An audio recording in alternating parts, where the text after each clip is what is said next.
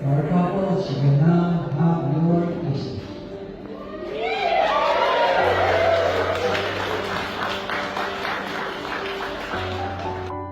Love has no boundaries. Love conquers anything. Ito ang pinatunayan ng mga magkasintahang ikinasal kasabay ng araw ng mga puso. Hindi natinag ng pagsubok na kinahaharap ang pag-iisang dibdib ng apat na PDL couples. Bagaman may rehas sa pagitan ng kanilang pag-iibigan, hindi nito nahadlangan ang pangako ng wagas na pagmamahalan para sa isa't isa.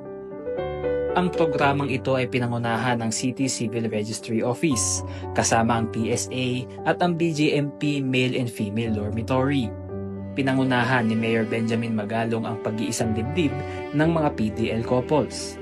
Nagbahagi rin ang alkalde ng aral sa mga bagong kasal na ang buhay mag-asawa ay hindi laging maginhawa.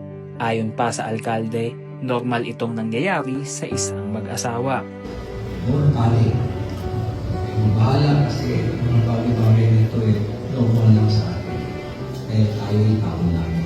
Tanong mo sa inyong mga magulang, itanong mo sa inyong mga nino, kaya nagkakilap ang buhay. Maya-maya, may mga hindi pagkakaintindihan. At the end of the day, babalik na rin kayo, babalik kayo sa dati yung ugali. Kung saan kayo nagkakilala, kung saan na kayo nagkaroon ng na-establish yung inyong relasyon. So, noon pala.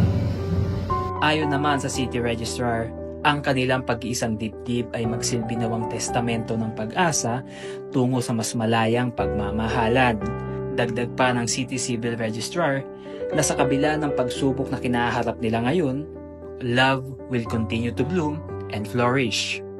Let us keep this moment close to our hearts, reminding us that love knows no bounds, and that every person, regardless of their past, deserves a chance to experience happiness and belongingness. Nagpasalamat din ang mga bagong kasal dahil sa tsansang ibinigay sa kanila sa kabila ng kanilang sitwasyon. Papasalamat po kami sa pagbibigay nila sa akin ng chance na may kasal. Actually kami ng asawa ko, we are almost 20 years ng couples.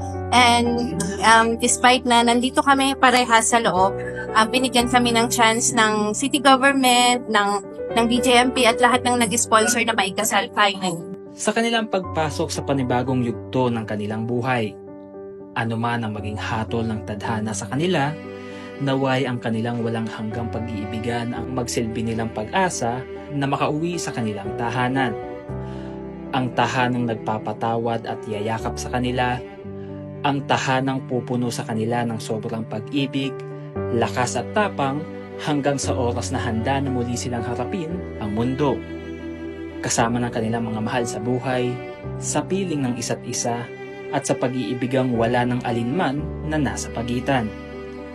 Conan Gulapa para sa PIO, Baguio Balita.